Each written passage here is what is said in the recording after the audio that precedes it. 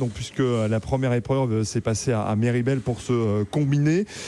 Et il y a eu une surprise en effet, parce que ce n'est pas la grande favorite, l'américaine Mikaela Shiffrin, qui s'est imposée. Elle est sortie à quelques portes de l'arrivée du slalom, puisqu'il y avait un super G et ensuite un slalom. C'est le combiné, ça ne se passe maintenant qu'aux Jeux Olympiques et qu'aux mondiaux. Et l'américaine, qui pourtant réalise une superbe saison avec 11 victoires en 23 courses, eh bien, elle a enfourché et sans doute victime de ces vieux démons, puisque, on le rappelle, la skieuse du Colorado avait manqué, en tout cas raté les Jeux Olympiques de Pékin. Elle y était, mais elle n'avait pas brillé, aucune médaille à l'arrivée. Et à l'inverse, eh bien, on a eu une petite sensation avec la victoire de l'Italienne Federica Brignone, qui s'est distinguée donc sur la piste olympique des Jeux de 92.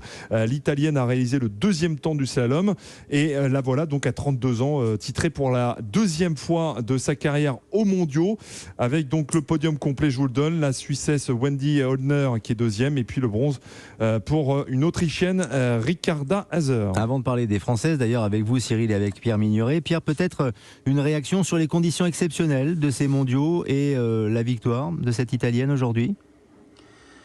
C'est vrai que les conditions sont particulièrement bonnes et c'est une grande part dans la réussite de championnat du monde quand il y a des conditions qui sont égales et stables, on va dire, pendant l'ensemble des compétitions. Donc là, on a bien débuté avec une belle journée sous le soleil, avec une neige quasi parfaite. Donc voilà, c'est de bon augure pour l'ensemble de la semaine qui s'annonce du même acabit jusqu'à la fin des épreuves de vitesse qui sont toujours les plus impactés par les aléas météo. Donc ouais, un très bon début de championnat du monde. Mais une journée compliquée pour les Françaises, Cyril de la Morinerie? Évidemment, parce qu'on espérait peut-être un peu mieux, même si elle n'était pas parmi les grandes favorites. La meilleure française, c'est Laura Gaucher, 7e du combiné, et puis sa coéquipière Romane Miradoli, qui était, on va dire, la fer de lance, côté tricolore, avait, puisque je l'ai croisée et je l'ai interrogée, avait le sourire crispé cet après-midi. C'est une grande compétitrice, et ces deux courses, elles n'ont pas pu lui permettre de se distinguer, puisqu'elle a abandonné dans le slalom. Je vous propose donc de l'écouter au micro Europe 1, c'était tout à l'heure en bas de la piste. Très déçue parce que c'est pas vraiment la journée que j'imaginais. À la fois sur le Super G comme sur le slalom.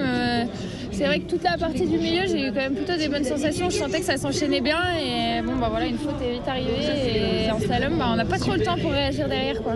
Après faut toujours laisser le jeu avant l'enjeu et j'espère réussir à mettre ça en place et à faire en sorte de skier pleinement et puis de me faire plaisir surtout parce qu'on a une super neige, des super conditions et ça sera vraiment le but sur ce Super G. Ouais.